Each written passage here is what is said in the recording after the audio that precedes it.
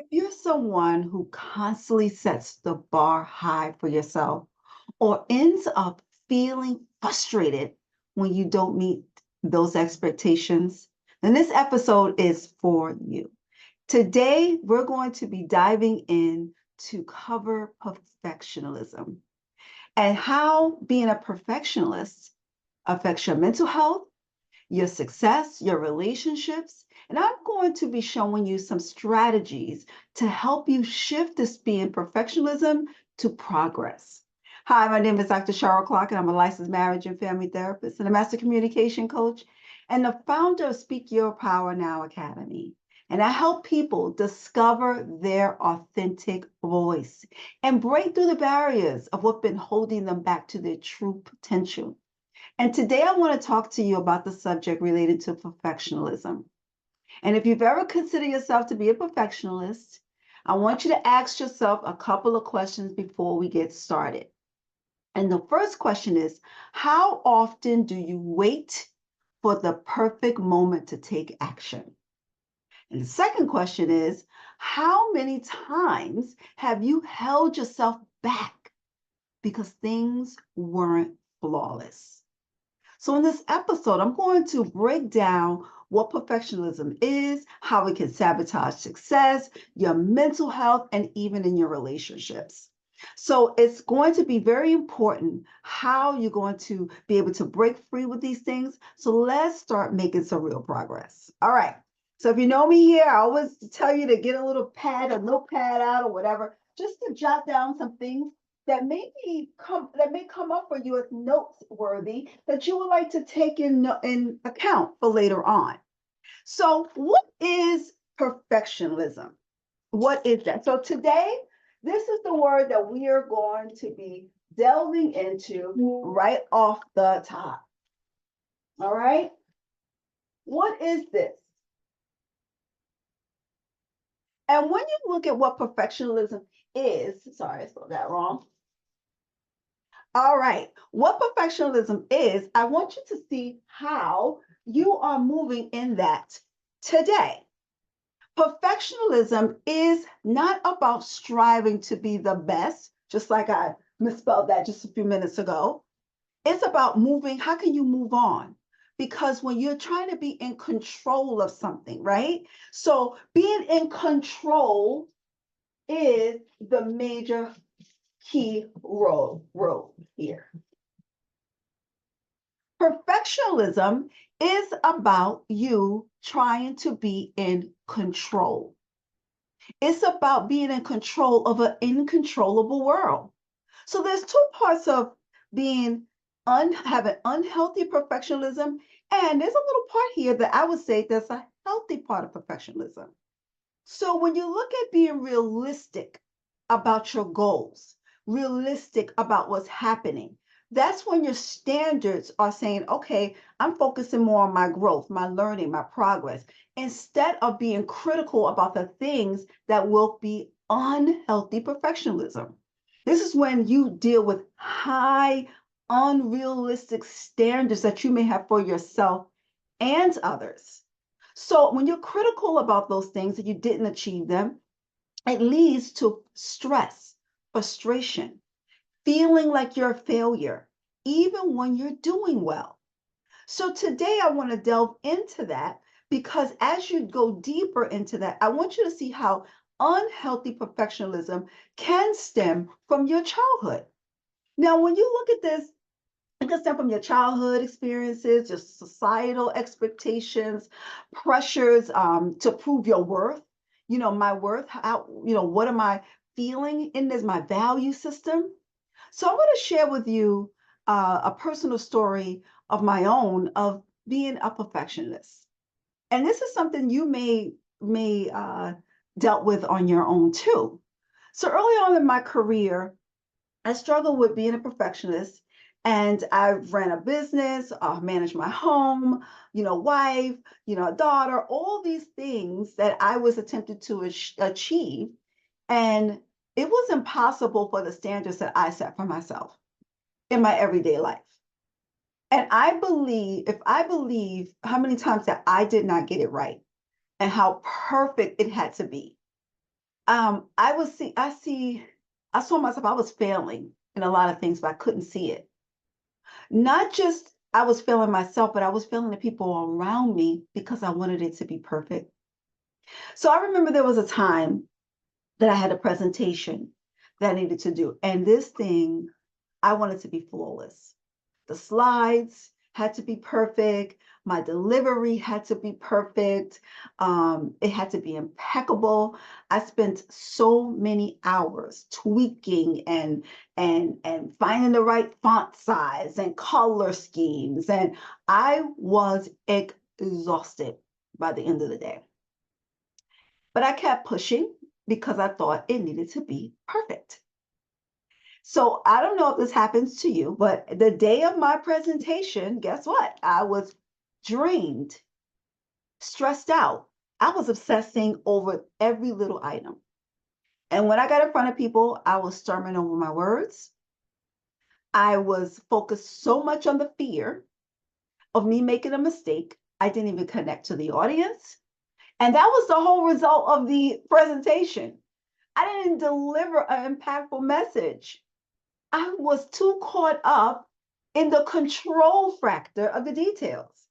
And afterwards, I was so disappointed in myself because the presentation didn't go as planned. But because I realized that I was a perfectionist and I did not realize it at that time, it backfired on me. I had to put so much pressure on myself that I lost sight of the real goal, which was sharing my message and connecting with people. That's why over this years, I learned the process of progress over perfection. And I began to focus on how to take action, even if it wasn't perfect. I let go of the control, even the little things I had to embrace to see it was progress to my growth. So over time, as you put this approach in, it will actually make you more successful and more confident. And most times being very important for you to understand that it will come off with stress if you want everything to be perfect. And even times when you see yourself in a space where it has to be flawless, you can miss deadlines. You could be overwhelmed because of this. So here's a lesson in this particular category. Perfectionists may push you towards success, but it comes with a cost. It can hold you back because of the things that you are now trying to be so perfect and control. But the reality is that's an unhealthy way to having something be perfect. And it can affect your life in a way that it can sabotage your goals. So the second thing I want to talk about is fear. Fear. Now, the one biggest challenge that perfectionists do have is they face with fear. The fear of it not being perfect, waiting for the perfect moment, waiting until it's flawless to move. And as I discussed before, when you're moving in this, you are judging and you become paralyzed. You become so paralyzed in moving forward, and you can't move forward because of fear of failure, possibly, or fear of being judged, fear of not being enough. And then what happens is it leads to procrastination at times, missing opportunities, and ultimately you could have stagnation. So when you look at this, I want to share with you a client, which is this young lady was so incredibly talented, she still is. And we were working on her launching her product line. And this was over a year. She was coming to me, seeing me, and she knew her product inside and out. She built it from the ground up. She knew her audience and she was eager. And her audience was either eager to learn from her as well. But the one thing that was holding her back is that everything had to be perfect. She was so in her head that she delayed the launch. She was waiting for it to be perfect. She re-recorded her video. She revised her course. She even revised the product. She was tweaking the graphics, overthinking, and it wasn't quite right yet. That was her first, her continuous, her famous line, it's not ready yet. And as a result, months passed, weeks passed, and she watched other people in the industry launch similar things, similar products, and they were gaining momentum. And one day we had a conversation about why and what was holding her back. And she admitted she was scared, putting something out there that wasn't perfect. She was so fearful of being judged. And we probably can relate to that. Or receiving negative feedback, or felt like she was less perfect because it was a failure. I encouraged her to just take the action, even if it wasn't perfect. And I remember she was so fearful in the action, but I reminded her, waiting for the perfect moment, you may miss your opportunity, your window. And eventually she agreed to launch it. And guess what? It was wonderful. It was wonderful. I mean, she had some revisions that she had to do, but guess what? But because she did it, she did so well. She received positive feedback. She had just minor imperfections, but she was so worried about her audience not accepting her. And in fact, she was willing to not show up at all. But because she said, I'm just going to do it, even with all the small flaws, she made a small leap. Not only did her business grow, but she also learned something so important: the power of taking imperfection action. And we're going to talk about this imperfection action. Because what will happen is that when you begin to start taking imperfection action, you're going to see that it's not about you being perfect, but it's about you taking the action. And along the way, you grow. You don't have to have everything so clear and perfect, but you grow. You learn how to improve. You learn through the steps of how to take that progress. So the imperfect action is the small steps that will move you forward. Things may not be fully complete, but you're able to take the action for what your hard work has given you. So one imperfection of an action today towards your goal, just take it.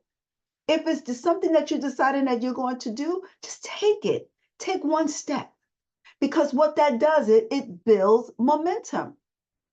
Building momentum in this avenue, what being a perfectionist does, it stops all the momentum. Right? And then what it does, you have to keep starting over and over again. You're tweaking and you keep tweaking and you're building. But the thing is that when you take the step, it builds momentum. Right? So you can achieve more when you start building momentum. Waiting, it stops the momentum. So achieving your goals is those small steps to momentum, consistent efforts by showing up like I'm showing up here today. Those are small steps to me building the Speak Your Power Now Academy. And when you break it down, these examples of how even a runner, take a runner, a marathon runner, they didn't just start running 26 miles, right? Instead, they focus on one small daily run. And they begin to build strength. And their confidence became to have a momentum over time. So today I want you to look at 3 little goals steps that you can take in building momentum to provide yourself with that thing that you can do. So if you're saying that you're going to start writing a book, right? If that goal is to start writing a book or start writing a business or start doing a business, what goal am I going to put there? I'm going to write 500 words today. That's the momentum that you're moving into. And I want you to look at how the cycle of perfectionism can go in the cycle of avoidance. And when people are afraid to do something, those things of imperfection, they avoid it altogether because they have to see that it has to be perfect in order for me to succeed. So as you're moving from momentum, I want you to see how sometimes perfectionism can really impact your mental health. Now, while you're being perfection and having this perfection, it seems like it's a motivator, right? Because it has to be perfect. But it really can damage mental health. Now, let me tell you how unhealthy perfectionism can do this. It can lead to anxiety, stress, and burnout. Those are three major ones. Because when you're consistently putting pressure on yourself, right, that it has to meet a certain standards, that takes a toll on your well-being. And it creates a cycle of frustration, failure, and self-criticism. That little voice behind your head, oh, you're no good, you're not going to do it, you're not going to meet that. That's what starts to happen. And when studies do show the linkage between perfectionism and the increased levels of depression and anxiety. And when you look at that, you want to look and see how your life has been so stressed out because you want to be perfect. How your life can lead to you being burned out because you want to be perfect. So as you do those tools, a good tool is mindfulness exercises and prayer and practices of yoga. You see people just staying really one step at a time.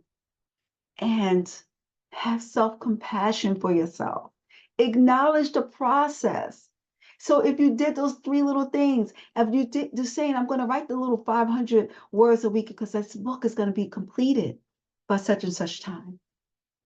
Because as you reflect on how you've listed these three things, how well you did, and just taking the little steps of momentum, it's important for you to look at that. Now, the next one I really want to say to you is that when you're looking at this emotional shift or emotional well-being and how perfectionism will shift your emotions, there are some tips that some things that you really can indicate this, right? And how you look at this is by you doing small goals. So let me just write this down for you. The first thing you can do, if you find yourself impacted by being a perfectionist, it's okay. And it's impacting you, I want you to do these 4 things, okay? The first thing is I want you to set small, realistic goals. And they have to be realistic because if they're over the top, you're not going to do them, okay? Realistic goals. And then when you have these realistic goals, whether it's writing the book and you're going to do 500 words, that's fine, a day. Whatever it is, just write it small. Let it be manageable. I call that chunking. You're going to chunk your goals, right? The second thing is to track your wins. I love this. Your wins are important. Track your wins.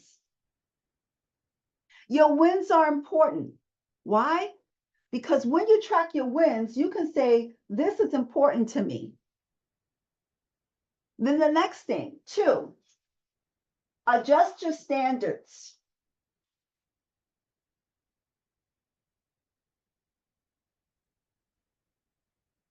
Why am I saying this? I have high standards, Cheryl. I get it. But sometimes you need to adjust the standards because eventually you're going to find yourself in a way that you may not even reach it. So I talk about the 80-20 rule. So the 80% rule means that if something is 80% done and you only need 20% done, stop right there. Move on. Maybe you could pass it to a teammate. Because if you find yourself all the way in it, continue. You did 80% of the work. Maybe you need someone else's eyes on it if you find yourself to be a perfectionist. Then the last thing is embrace the imperfections.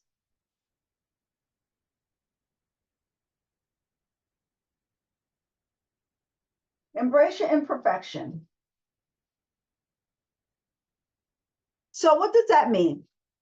When you are embracing the imperfection, that means that I'm no longer going to sit back and feel like I'm going to beat myself up. See, when you are exposing yourself to imperfection, it actually helps you to desensitize it. So as you're looking at, like for an example, if you have to send out an email, you keep polishing it up before it can be, so it can be perfect. You keep redoing it over and over and over again. And you're so focused on the details. So I want you to see, just send the email. Just send it. Reread it again, have somebody else look at it and send it.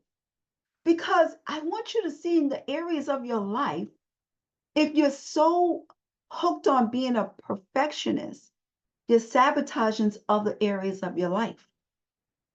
Hence, let me just talk about the relationship part. I know we talk about other areas of your life, but let me talk about the relationship part. So the perfectionism not just can operate in your work life, but it can sabotage personal relationships hard. Because people will begin to struggle with trusting you, delegating tasks and things of that nature. They feel rejected by you, and it can create a lot of conflict. And eventually it can distance you from people. So let me tell you a little story about a couple that I was seeing. And they were a married couple, and uh, I remember the wife, her expectations for her husband. They had really good handle over the household tasks, and they would share roles and stuff like that. It was really good. However, when the husband would do the chores or tasks around the home, it wasn't to her expectation, and she would criticize him. He would get so upset. He would be angry at her or upset because of the way she came at him.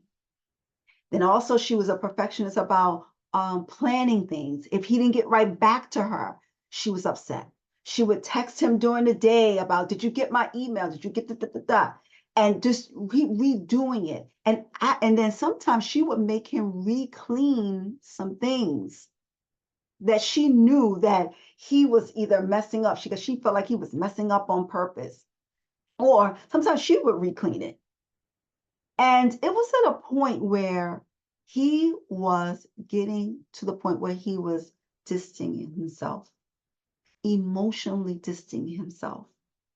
He was withdrawing. He was avoiding conversation and tasks. He knew no matter what he did, it wouldn't meet her standards. So over time, he had a sense of rejection. She also had a sense of rejection. So there wasn't, it wasn't that there wasn't a point where they weren't in communication. They just wasn't, she just wasn't appreciative of his efforts. And as a result, she became frustrated because he wasn't meeting her expectation, but it became a vicious cycle. So what did we do? We then came to some sort of awareness of what they needed to do. Because when perfectionist shows up in a relationship, we got to get to the root. Remember, the desire is to control it. And the fear makes us vulnerable. So you got to see how things in this way that perfectionist is being perfect is hurting and harming the relationship. So what she learned how to do was actually being able to be present with her husband. Let go of her unrealistic standards and begin to appreciate her husband's efforts in the relationship, even doing the tasks, learning how to communicate her needs without criticizing him along the way. As a result, when they looked at it, when they had a chance to look back at it, and he was distancing himself emotionally, it began to bring them closer because she had changed her way of her tactics of how she was handling him. And it led for less frustration in the marriage, less disappointment in the marriage, and less rejection. So as you going forth in relationships, and if you want your relationship to thrive, not only is perfectionism hurting it, but you not also accepting and appreciating one another as you're growing in the relationship. So I want to encourage you to start taking this very, very seriously and see if this is an opportunity for you to take control over you being a perfectionist. And as you go forth in this, I want you to see that you can make some progress. That perfectionism can hurt your success, mental health, and relationships, right?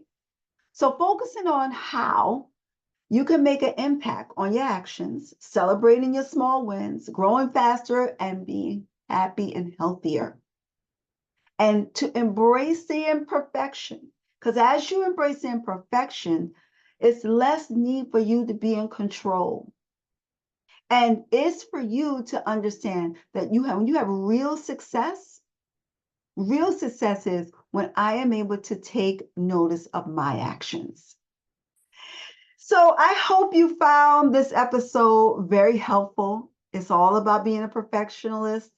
And if you feel as though this is one small step that you can take towards progress, then I'm happy for you. Don't forget to subscribe, like, and share. And if you know someone that can benefit from this video, go ahead and invite them to the Speak Your Power Now community.